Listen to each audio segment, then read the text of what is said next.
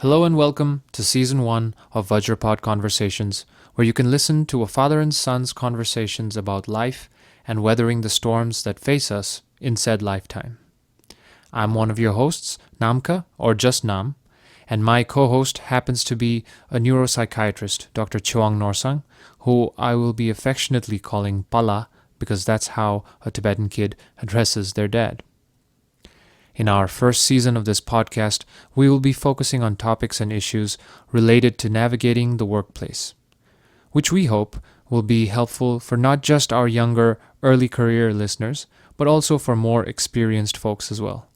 A little something for everybody kind of thing. As a reminder, our podcast is not intended to be direct ethical or medical advice, and if needed, please seek professional help appropriately.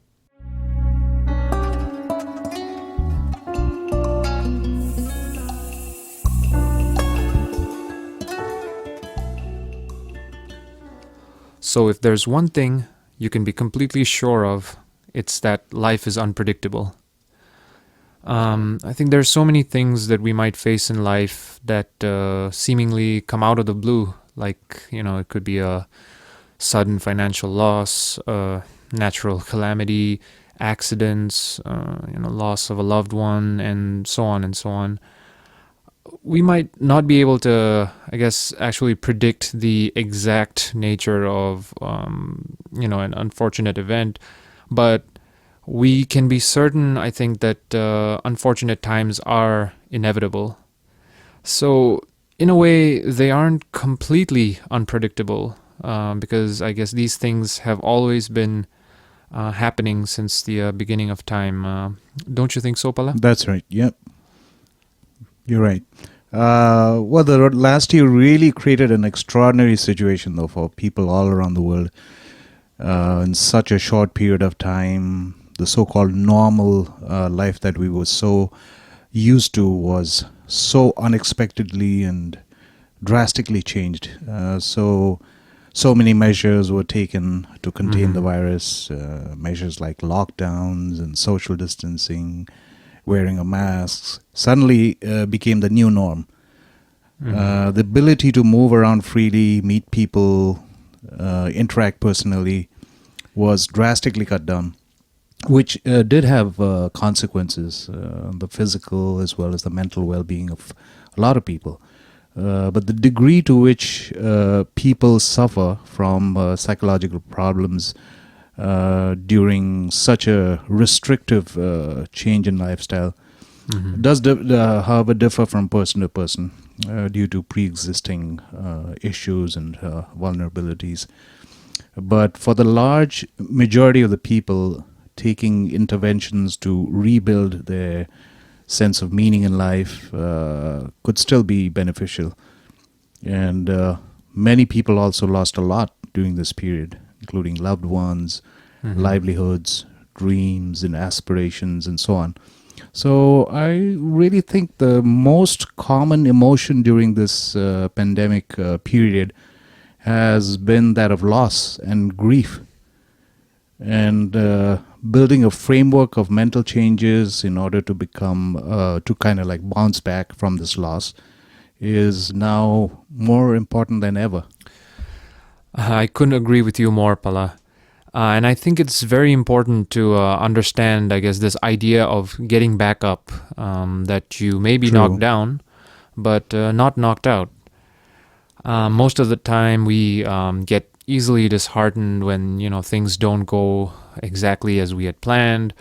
And I think this is also because we sort of hold on to rigid expectations, right? That's right. And this was something that really hit home for me, which was a saying by the Stoic philosopher. I believe his name's pronounced Epictetus, but what he said was that men are disturbed not by events, but by their opinion of events. That's so true. So I think setbacks are definitely natural, and sometimes they just can't be avoided. But I guess in order to prevent these setbacks from just dictating the very direction of our lives, I think we need to begin by changing our mindset towards life's general unpredictability. What do we need, Pala, in order to achieve this? Well, it's so important to be able to bounce back, and that too like early and efficiently from any kind of like setback. And all of us face challenges and hardships at times, but you'll notice that some people are able to kind of adapt more quickly than others. And then again, you may be better at adapting at different times in your life than other people. Right. So it's not a static thing at all. Right? Yeah, it's not static at all. So this ability to adapt well in the face of any kind of adversity or significant source of stress is what we term as resilience. So it's not only about surviving the stress, but also growing through the experience. So this ability has like two parts. Like one is bouncing back, and the other is personal growth. In life, there are situations that you actually have no control over, and there's really no point in worrying about over them. And then there are situations or aspects of your life that you can control, or you have active control over, and you can change them. So some aspects may still cause emotional pain and stress, but many are within your control and can be learned, practiced, and developed. Yeah, and I always found it fascinating how I guess this theme of resilience is prevalent in the wisdom of the ancients as well. Sure. Whether we look at Eastern or Western philosophy. I guess the truth, always finds its way to the surface, right? No matter where these ideas or principles originate from. And I think two of these schools of thought that resonate with each other, which are especially helpful when we're trying to understand how to deal with unpredictable times. I think they are Buddhism in the East and Stoicism in the West, right? And I think they can both give us very helpful insights into developing resilience. I don't really want to bore our audience by going into detail about these vast topics, which are episodes by themselves, right? Yeah. Especially since there are so many helpful resources, out there, online books and all of that can be easily referenced. But just in a nutshell, I guess, what Buddhism and Stoicism are. I guess Buddhism's aim is to understand the impermanence of worldly materials and conditions, and pretty much detach ourselves from our desires, which is basically the root cause of all suffering. Cause of suffering, that's right, yeah. And in a similar manner, Stoicism focuses on the acceptance of all things that happen in nature, whether it's painful or pleasurable, and learning to basically love one's own fate. That's it. And both these philosophies stress on the importance of using rationality as a filter when dealing with our thoughts and emotions. So and that way we can sort of work towards on the Stoic side, the ideal of apatheia, which is this complete peace of mind and freedom from suffering, or its Buddhist equivalent of nirvana.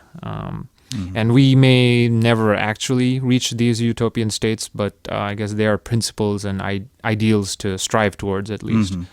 So now I guess that begs the question, how can we put the principles of the ancients to practice, I guess, and especially in our modern day lives? Well, going back to the subject of resilience, I think if you look around, the resilient people are usually the ones who can meet the demands of work and personal life well, who have a healthy self-image. They know when to stop and rest and seek help when they need to. They sort of take action to deal with any kind of challenge or setbacks, and they seem to have a sense of purpose in life. And all of us have this innate ability to bounce back from any kind of adversity, as long as we are willing to learn and practice. And again, I stress the word willing again, like before. It also gives us an opportunity for self-growth and well-being. And how do you go about achieving this? You can start by approaching all three aspects of yourself, your body, your mind, and soul. One important aspect as you start off is to kind of, learn how to simplify your life first. Try to get rid of some of the negative thoughts and emotions that tie you down from accepting any kind of change, like anger, resentment. Those are some of the worst and most useless emotions one can carry. So always remember, in life's journey, travel light. The first thing you can work on is taking care of your body. Take care of your nutrition, hydration. Make sure you get enough sleep, get enough physical exercise, and try to develop interests outside of your field or regular interests. And I think additionally, this aspect of taking care of our physical self should also extend to our immediate physical surroundings as well, right? That's true. Where we sort of did a deep dive of this topic in a previous episode. I think it was episode 3. But I want to, I guess, take this time to reiterate, I guess, the importance of habits. Things like cleaning your surroundings, taking the effort to dress properly, making your bed, which my mom has kept reminding that. I think everyone's mom has reminded their child over time about the importance of doing things like that. But these are things we all struggle with at times, right? But again, these small seemingly small things, these habits, actually bring structure to our life, which in turn, I guess, helps to bring a sense of control back to us, right? Which is, I think, what we're most fearful of losing, especially when we're, going through tough times. And also sometimes when we're in the middle of any sort of hardship, or when you're in the middle of like in the process of grief, sometimes it might seem like continuing to do these, things as usual, like, might seem like an overindulgence, or, it might also induce feelings of guilt, like, when we should be suffering during that time. We should be going through or dealing with, just focusing our 100% on just that problem and not like taking care of the other aspects of our life, which is very counterproductive, I think. And we really have to remember that we can't just let our emotions run the show like 100% of the time, right? And I guess it's only when our own health and like the physical aspects of our lives, when those are in order, we can actually direct our complete focus on solely on the immediate problem at hand. So now that we've taken care of our body and our immediate surroundings, like you said, I think it's time to look inwards and take care of your mind and your thoughts. So self-awareness and self-discovery is important, like we talked before. Taking time to make an inward journey is so important in understanding who and where you are in life. So that's a good way to start off. You can take a break and practice mindfulness. I personally don't like that term because it sounds too complex, but what it is, it basically means staying in the present. And you can start practicing it for like brief periods to start with. And in Eastern philosophy, they define it as, I like this quote, when washing dishes, wash dishes. It just means trying to focus just, on the present moment. Right. So once in a while, unplug yourself, turn off your phone, and just focus on what's happening in the present moment. Right. And we're constantly oscillating between the past and the future, which is our memories and our goals and worries, which tend to cause us to be anxious all the time. So trying to stay in the present breaks the constant loop of oscillation, and then it helps us focus more as you tune out information, sensations, outwardly perceptions that are not relevant at the moment. It kind of reminds me of what you talked about, the flow state, in an earlier episode. Yeah. Right. Yeah, and I think what you said earlier about like, meditation or like mindfulness, I guess, people have this, in a way, misconception that meditation or mindfulness has to be this, very rigid state where you just sit down in one place and just, we are supposed to block out all our thoughts, which is not really true. Like, there's different forms of meditation. There's more dynamic ways of doing it. Like you said, like when you're washing dishes, you're actually focusing on one particular task. That in itself is a form of meditation. That's right. So yeah, I think that's something very interesting to point out. Yeah. Yeah, and then acknowledging, accepting, and even expressing gratitude for who you are, who your loved ones are, and how far you've come in life despite so many adversities. True. Will also send a positive energy to your inner self. And then keep your thoughts positive, keep your thoughts fluid and hopeful. Always. How we think plays a significant part in how we feel and behave or respond to stress. And by adopting a more realistic and balanced thinking pattern, your interpretation and response to a stressful event can ultimately be changed. And we talked about fluidity, and in keeping a fluid mind, you can accept changes easier. If you look at nature, a living branch can bend so easily, but then a dead branch becomes rigid and stiff. So I was kind of introduced to this early on, as I was a big fan of Bruce Lee growing up. Oh, right. His, For sure. His philosophy introduced me to the Tao Te Ching by Lao Tzu, which explains that supreme goodness is like water.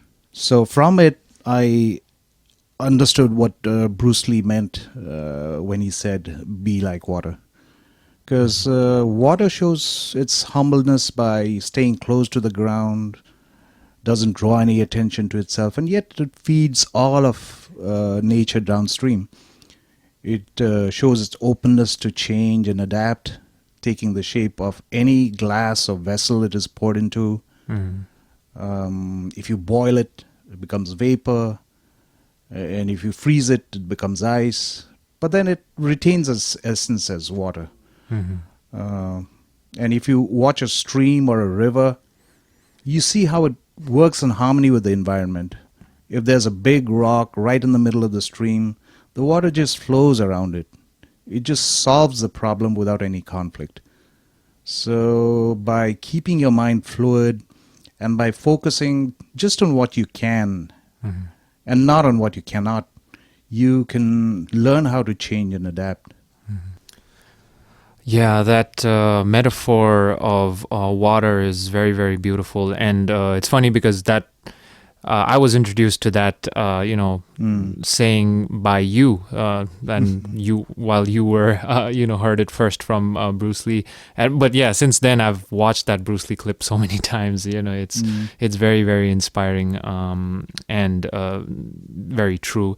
So piggybacking off of that topic of mental fluidity and flexibility, I kind of sometimes find it ironic when, we laugh at these so-called, doomsday preppers, and, we kind of tell them like, oh, maybe they're being too paranoid about things. But I think they do have a point in that, preparation is something that we should all be thinking about. And it's key when we're talking about, practical ways to deal with unpredictable situations. Of course, we can't really go overboard with our preparation as well, but in a more realistic manner, right?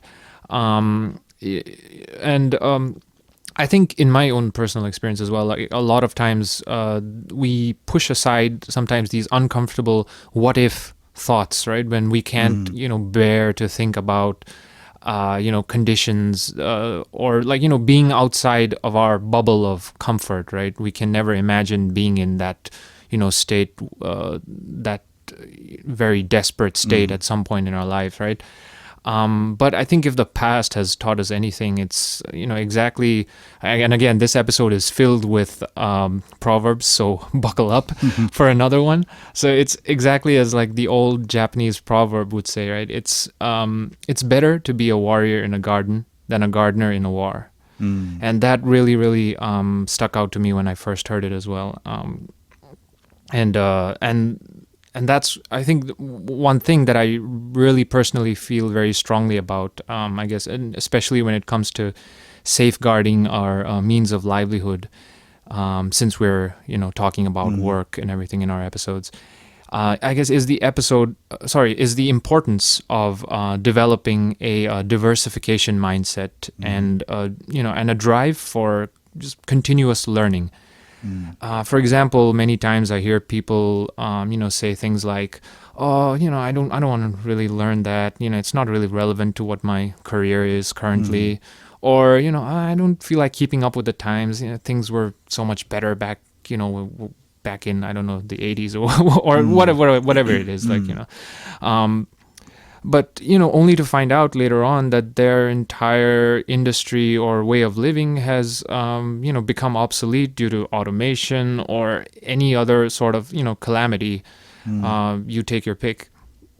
And it could have been avoided if only, they had been a little bit more open to considering new ideas and, more unconventional avenues. And I think that's why it's so important to never stop learning. That's, again, another thing that, growing up with you, Pala, and, as in our family, that was very, very important for me, coming from a family of so many teachers as well as this, the importance of continuous learning. Because, who knows, some skills that you maybe learn during your free time or any knowledge that you maybe gain by after reading a book or, listening to a podcast, might actually turn a future, setback into an opportunity for something new. So I think, that's why I really believe in the importance of also, setting aside some time during the day just for yourself, right? Some me time. To just do the things that we really enjoy. And because these moments, also help us to also recharge and re-energize, right? And better tackle our immediate problems after that. At least for me, one of those things has been starting Brazilian Jiu-Jitsu, which has become a major part of my day-to-day life in the past few years. And, no matter what I may be going through, bad moods or whatever kind of situations, I always try to make it to class, whether it's, nowadays it's mostly virtual, but still, try to show up for that activity, which I really, really enjoy, because now it's not just a physical sport, but going back to the earlier topic of mindfulness, it's also sort of like a meditative practice for me as well. So those are just a few of the things that I found very helpful in my own personal experience. Yeah, and with the changes in the modern world, changes are happening so rapidly. I think it's important for us to kind of adapt to that by changing ourselves and keeping ourselves fluid as well. So those were just the, mental inward journey and taking care of your body and all that. But there's one more aspect, our soul. And I know this is a huge topic. There's so much to talk about it, and I'm sure we'll talk about this more in Yeah, a future future podcast episodes, yeah. as well. Yeah, but it's so important to take care of your soul as well. Um, don't isolate to start off with. Whenever life is stressful, try to increase and prioritize your relationships. Try to connect with positive, empathetic, and compassionate people who share your feelings. And joining any kind of group activity can also help with that. Always find humor in life and try to be of service to others, because humor and altruism are really strong, mature psychological defense mechanisms against any kind of stress. Mhm. And then keep your belief system strong. Like we talked earlier, we humans have an instinctual drive to seek and search. And then once we do that, we analyze it, and then we either believe it or reject. So whether your belief system consists of an already established faith, or it's a mixture of both the established faith and your personally discovered beliefs, or it's just your own personally discovered beliefs, keep that belief system strong. This will help you find meaning in your life and help create some sort of sense of life purpose and commitment. Yeah, I definitely agree, especially on that last point you made about belief systems. Prior to, even prior to COVID, right? In our family, we had recently lost a loved one, which I think deeply affected both of us. And for me, I also did a lot of soul searching during that time, and I was never a religious kid growing up or anything like that, and so yeah, religion wasn't really a big part of my life, I guess. But I sort of came to an interesting realization during this time of grief, I guess. Many of the Buddhist rites and rituals that were performed, I realized were not just to honor the dearly departed, but also these actions, much like habits. These were things that would ease us surviving members as well. Basically, in this process of accepting, and then this process of acceptance, and then moving forward with purpose in our lives. So yeah, so I think that realization was very, very important for me personally, and I think that's something I think we all will come to terms with at some point as well, right? Just that process of accepting and then moving on. And I think to sum up what I've learned from you, Pala, and so many others, and from everything that I've, I guess, experienced during my still relatively short lifetime, is I think basically just distilling it down to always hope for the best, prepare for the worst, and just be grateful of what you have in the present. And so the mantra for today: in life, travel light. Remember, this too shall pass, and the best is yet to come.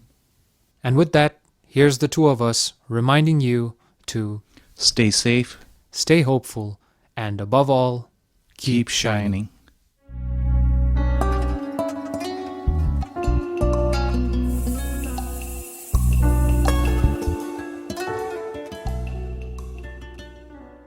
If you end up liking our conversations, please consider supporting us at buymeacoffee.com/Vajrapod. Any support amount will go a long way in helping us to produce quality content and also work towards creating exclusive content for our donors in the near future.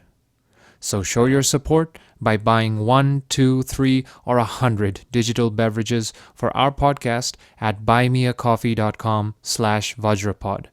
And don't forget to like, share, and subscribe to us on social media at VAJRAPOD Vajrapod, so that more people can join in on these conversations. Also, check out our website at vajrapod.com for show notes and more. All these links will be included in the description. And lastly, don't forget to subscribe to us wherever you listen to your favorite podcasts.